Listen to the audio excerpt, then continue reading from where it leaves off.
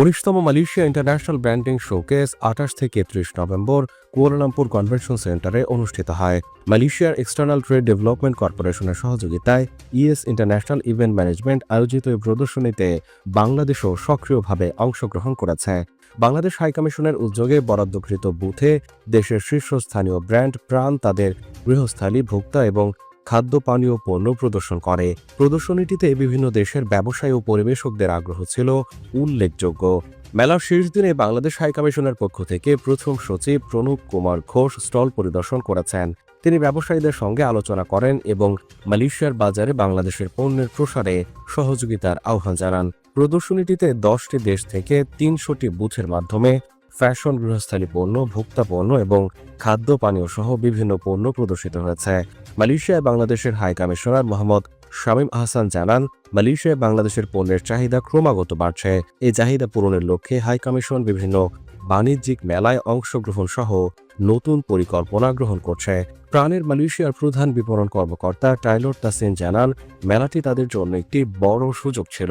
বিপুল দর্শনার্থীদের আগ্রহ বাংলাদেশের পণ্যকে মালয়েশিয়ার শক্তিশালী ব্র্যান্ড হিসেবে প্রতিষ্ঠার সম্ভাবনা বাড়িয়েছে।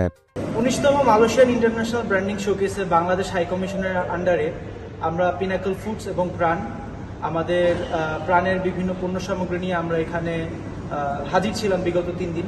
আমরা চায়না, তাইওয়ান, চাইনিজ তাইপে এবং বিভিন্ন দেশের ভিজিটর কিন্তু আমাদের স্টলে সমাগম হয়েছিল এই গত 3 দিন। এবং এই ইভেন্টটি হয়েছিল কুয়ালালামপুর কনভেনশন সেন্টার KLCC, খুবই একটি আইকনিক প্লেস।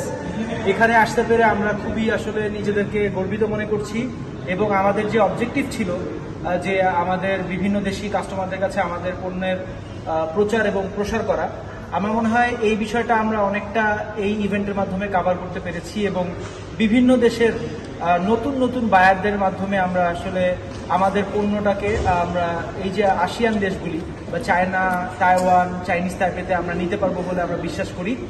আর আমি আবারও ধন্যবাদ দিতে চাই বাংলাদেশ হাই কমিশন কুয়ালালামপুরকে এমন সুন্দর একটি অনুষ্ঠানে আমাদেরকে আনার জন্য। আর আমাদের প্রাণের প্রোডাক্টের পাশাপাশি কিন্তু এবার আমরা উইনার ক্লোদিং, আমাদের প্রাণেরই একটি সিস্টার কনসার্ন, উইনার ক্লোদিংও কিন্তু আমরা এই ইভেন্টে উইনার ক্লোদিংয়ের প্রোডাক্টগুলি আমরা শোকেস করেছিলাম। তো আশা করছি এরকম যে MIBS এটা যে আগামী বছর হবে ওখানে আমরা পার্টিসিপেট করব। আর আপনাদের সাংবাদিক ভাইদের যে সহায়তা বা যে সাপোর্ট আমাদের প্রতি রয়েছে।